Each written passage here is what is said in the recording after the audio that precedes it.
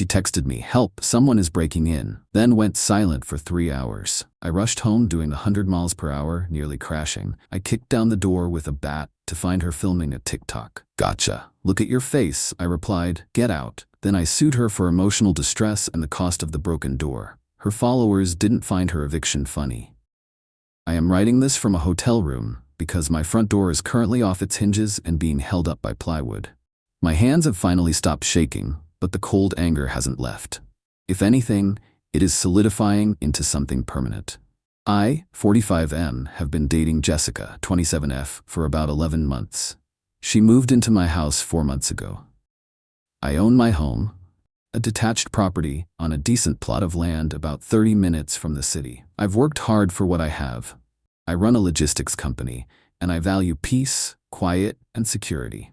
When I met Jessica, she was working as a dental hygienist. She was sweet, attentive, and seemed to have a good head on her shoulders. I'm not blind to the age gap, and I know what people think, but for the first 8 months, she was mature beyond her years. We cooked together, went hiking, and she seemed to hate drama as much as I did. Then, about 3 months ago, she quit her job. She didn't discuss it with me beforehand. She just announced it one evening over dinner. She said she wanted to pursue content creation full-time because one of her videos of her doing makeup had hit 50,000 views. I was skeptical. I told her straight up, "I am not funding a hobby. You have 3 months to match your previous income. If you can't, you go back to work. I handle the mortgage and utilities, but I expect a partner to be productive." She agreed, claiming she was going to be the next big thing. That's when the phone became attached to her hand. Everything became content. If we went to dinner, I had to wait 5 minutes to eat while she got the lighting right. If I was watching a movie, she was filming commentary. It was annoying, but I tolerated it as long as it didn't interfere with my actual life. But then the pranks started. It started small, putting salt in my coffee, hiding my car keys when I needed to leave for a meeting. I shut that down immediately. I sat her down and said, "I don't play games. My time is money, and my peace is non-negotiable. If you pull a prank that messes with my work or my safety, we are done. No second chances." She rolled her eyes and called me a boomer. I'm Gen X, but whatever. But she stopped. Or so I thought. Apparently, she was just planning something bigger because her views were stagnating. Yesterday was a Tuesday. I was at a site inspection about 40 miles from home. High stress, loud machinery, crucial deadlines. At 2:14 p.m., I got a text from Jessica. "Babe, there's a car in the driveway. I don't recognize it." I replied immediately. "Probably a delivery, or someone turning around. Lock the door just in case." 2 minutes later, they're walking up to the windows. They're looking inside. I'm scared. I called her, straight to voicemail. I texted, "Call me now." At 2:19 p.m., she sent a voice note. It was just a whisper. "He's at the back door. He's trying the handle. I think he sees me. Please hurry." Then, silence. I called 911 immediately. I gave them my address, told them my girlfriend was home alone, and there was an active intruder attempting entry. They dispatched a unit, but we live in a semi-rural area. Response time can be spotty. I jumped in my truck. I drive a heavy-duty pickup for work. I peeled out of that construction site like I was running from the devil. I called her phone again. Voicemail. I texted, I called the police, hide in the master bathroom, lock the door, take my gun from the safe if you can. She knows the code. No read receipt. At 2:30 p.m., he's inside. I heard glass break. I'm hiding in the closet. Help me. That was the last message. I drove like a maniac. I was doing 100 miles per hour on the highway, weaving through traffic. I nearly clipped a sedan merging lanes. My heart was hammering so hard, I thought I was having a cardiac event. All I could think about was her alone in that house with some psycho. I was running through scenarios. Was she hurt? Was she worse than hurt? I felt a level of fear I haven't felt since I was in the military. I got to my driveway in record time. Skid marks on the asphalt. The house was quiet. No broken glass that I could see from the front, but she said he came in the back. I grabbed the baseball bat I keep behind the passenger seat. I didn't wait for the cops. If she was in the closet and he was in there, seconds mattered. I ran to the front door, locked. I didn't fumble with keys. I didn't know if he was waiting on the other side. I kicked the door right at the lock plate. It took 3 solid kicks, I'm a big guy, 6'2", 240 pounds, before the wood splintered and the door swung open, banging against the wall. I stormed in, bat raised, ready to kill someone. "Jessica!" I roared. "Where are you?" I cleared the living room, empty. I ran toward the hallway leading to the bedroom. Suddenly, Jessica popped out from behind the kitchen island. She was holding her phone on a gimbal, a ring light setup was plugged into the wall nearby, and she was laughing. "Gotcha," she screamed. "Oh my God, look at your face. You look so red. Say hi to the live." I froze. The adrenaline was still pumping so hard my vision was vibrating. I looked around. No intruder, no broken glass, just her, perfectly made up, filming me with a manic grin. "It's a prank," she giggled, zooming in on my face. "The intruder prank. Everyone is doing it." "Did you really drive all the way here? You look terrified. That is so cute." She looked at her phone screen. "Guys, look at the bat. He went full protector mode. Drop a heart in the chat for a protective daddy." My hearing kind of went out for a second. It was replaced by a high-pitched ringing. I lowered the bat slowly. The fear evaporated instantly, replaced by a cold, absolute rage. I walked over to the wall and unplugged the ring light. "Hey," she protested. "The lighting." "Get out," I said. My voice wasn't loud. It was dead flat. She scoffed, rolling her eyes. "Oh, calm down. Don't be such a drama queen. It's for content. This video is going to pay for our vacation." "There is no our vacation," I said. "There is no us. You have 10 minutes to pack a bag and get out of my house."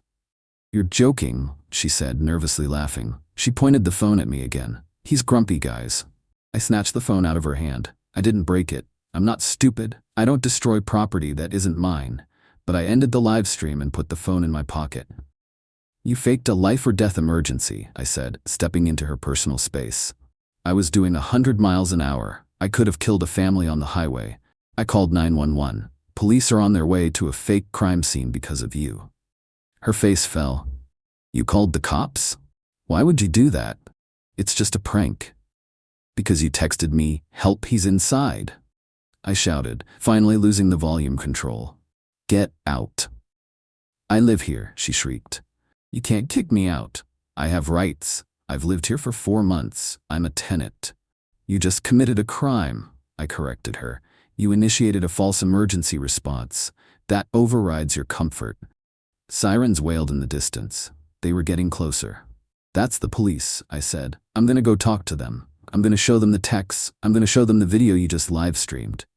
And I'm going to tell them the truth." She turned pale. "You wouldn't. Watch me." I walked out to the driveway as 2 cruisers pulled up. Officers came out, hands on holsters, looking for a threat. I dropped the bat and put my hands up.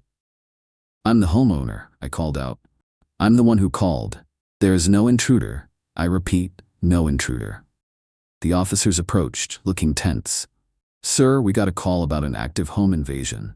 My girlfriend, I spat the word out, decided to fake a home invasion for a TikTok video. She sent me texts saying she was going to die. I broke my own door down to save her. She was filming it. I pulled her phone out. I had unlocked it, she gave me the code ages ago, and pulled up the saved live stream replay. I showed the officer. The older officer's face went from professional concern to disgusted annoyance in about 2 seconds. "She faked a 911 emergency for internet points?" "Yes." They went inside. I stayed by the truck. I could hear her crying and screaming inside. "He's abusing me. He broke the door. I'm scared of him."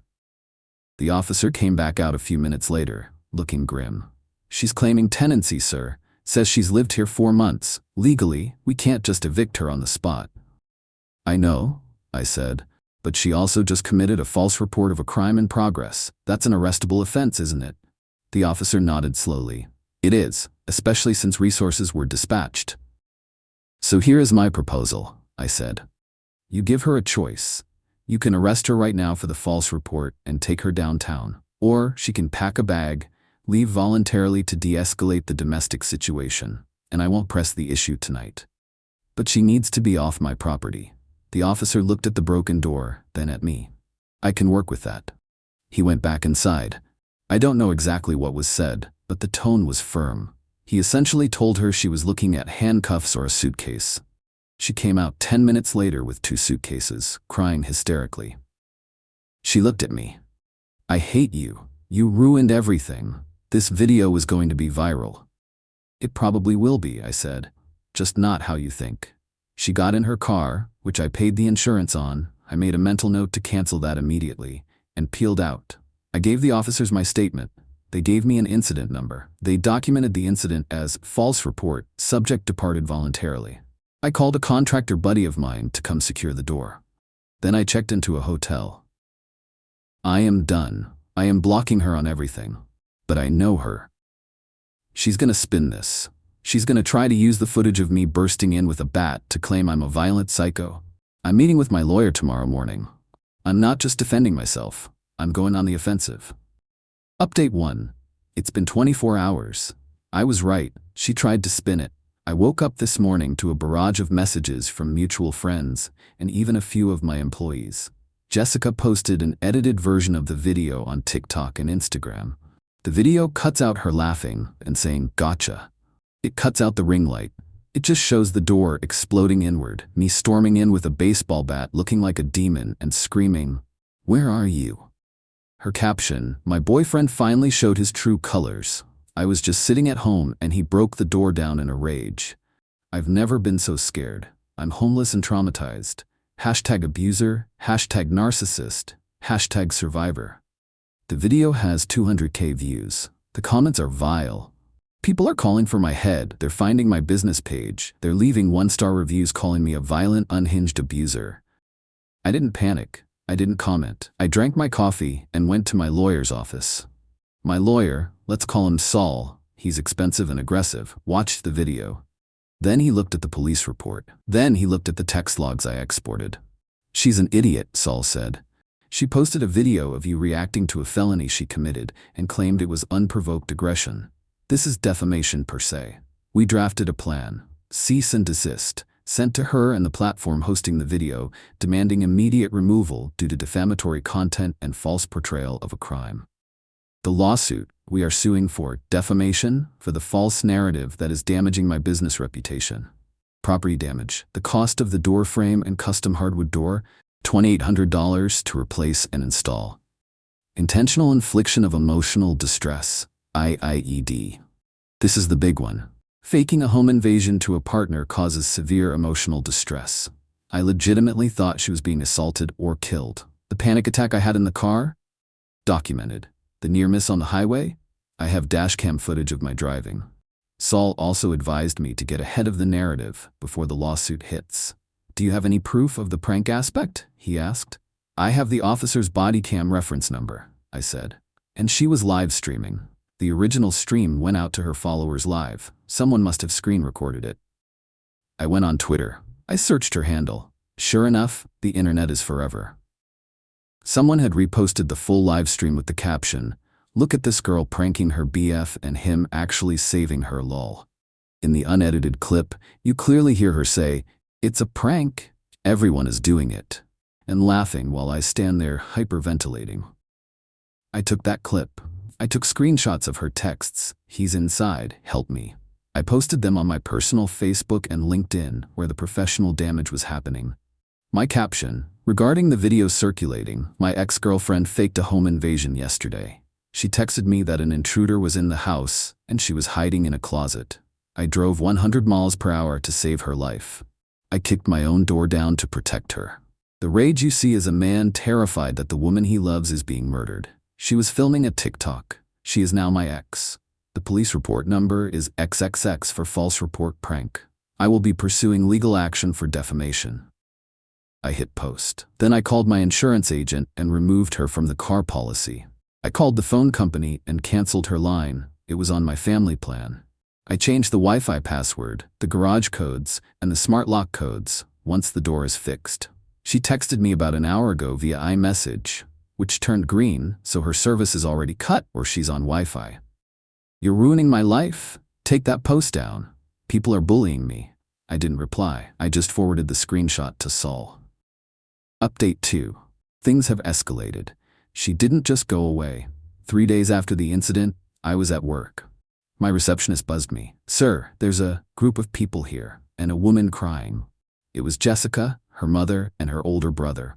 I told the receptionist to lock the lobby doors and call the police if they tried to enter the secure area. I walked out to the lobby. Her mother, Karen, fitting, started screaming immediately. "You monster! You threw my baby out on the street. She has nowhere to go." "She can live with you," I said calmly. "We don't have room," Karen yelled.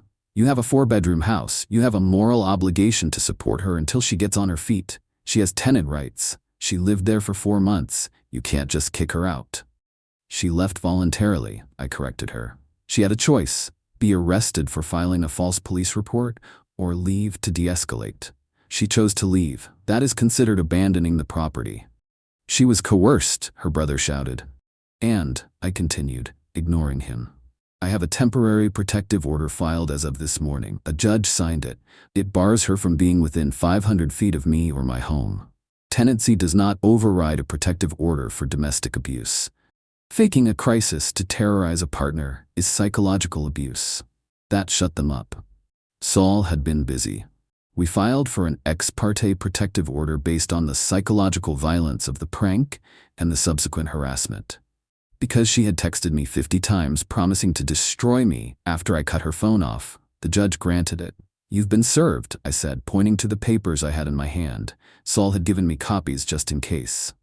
"If you or anyone on your behalf contacts me again, you go to jail. If you come within 500 feet of my home or business, you go to jail." Her brother, who was about my size but soft, tried to puff up. "You think you're a tough guy, kicking down doors?" "I think I'm a guy who protects what's his," I said, stepping closer to him. "And I think you're trespassing. Leave, now." They left. But the real victory happened in court yesterday. We had the hearing for the small claims damages, the door, and the protective order extension. Jessica showed up without a lawyer. She thought she could cry her way out of it. She told the judge it was just a joke. He has no sense of humor. He's controlling. The judge, a stern woman in her 60s, looked at the evidence. She watched the video of Jessica laughing while I held a baseball bat, shaking with adrenaline. She read the texts where Jessica claimed an intruder was inside the house. The judge lowered her glasses. "You induced a panic response in your partner that could have resulted in a heart attack or a vehicular homicide on his way home. You wasted police resources. And when he arrived to save you, you mocked him. This isn't a prank. It's depraved." Ruling: Jessica is ordered to pay $2,840 for the door replacement. The restraining order is extended for 1 year. She is barred from posting any images or videos of me or my property on social media. She has to delete the existing videos. She started sobbing in the courtroom. "I don't have $2,000. I don't have a job." "Then I suggest you get one," the judge said. "Next case." I walked out. She tried to approach me in the parking lot, but the bailiff stepped in. I got in my truck and drove away. I also found out from a mutual friend that her followers turned on her. When my LinkedIn post went viral, it got picked up by a LinkedIn lunatics page, but then people actually sided with me. The full context came out. Her comment section went from "Yas Queen, leave him" to "You are a psychopath," and "This is why men don't trust us." She lost her brand deals. She was trying to promote some teeth whitening kit. They dropped her publicly. Final update: it has been 6 months since I kicked my door down. My house is quiet. The door has been replaced with a solid mahogany one, reinforced frame. I also installed a full perimeter security system with cameras, so if I ever get a text like that again, I can check the feed instantly. Trust, but verify. Jessica is gone from my life, but not from my payroll, in a way. She never paid the judgment for the door. She ignored the 30-day payment window completely, probably thinking it would just go away. So Saul executed a garnishment order against her wages. She apparently had to move back in with her parents, despite them having no room. She got her old job back as a dental hygienist. Since she's on a W-2 payroll, the court automatically deducts 25% of her disposable earnings until my $2,840 plus legal fees is paid off. Every 2 weeks, I get a small deposit in my bank account. It's usually around $150. I use that money to buy myself a nice bottle of bourbon or a steak dinner. I call it the stupidity tax. I heard through the grapevine that she's banned from TikTok. Apparently, simulating crimes violates their terms of service, and enough people reported her account after the court case went public. Her career as an influencer is dead. I'm dating again. A woman my age this time. She's an architect. She has her own house, her own money, and hates social media. Last week, we were cooking dinner and my phone buzzed. She jumped a little. "Everything okay?" she asked. I checked it. It was just a notification for the deposit from the garnishment. "Yeah," I smiled. "Just a royalty payment from a bad investment." I learned my lesson. I ignored the small red flags, the phone addiction, the minor disrespect, the entitlement, because I liked having a younger, attractive girlfriend. I let my ego drive the car. But when the rubber met the road, I found my spine. I didn't negotiate. I didn't simp. I didn't talk it out. She breached the perimeter of my trust. I neutralized the threat. To the guys reading this, if she values content over your peace, get rid of her. If she tests your safety to get a reaction, get rid of her. And if you have to kick down a door to save her, make sure you lock it behind her when you throw her out. Stay safe, fellas. Edit. A lot of people are asking about the emotional distress lawsuit. We decided to drop the separate civil suit for IAED, intentional infliction of emotional distress, after we got the judgment for the door and the restraining order. Why? Because she's broke. You can't get blood from a stone. Dragging her through a year-long civil trial would cost me $10 in legal fees to win a judgment she can't pay. The victory wasn't about the money, though the garnishment checks are sweet. The victory was total erasure. She is blocked, banned, broke, and back at her 9-to-5, living in her childhood bedroom. She wanted to be a main character. Now she's just a cautionary tale.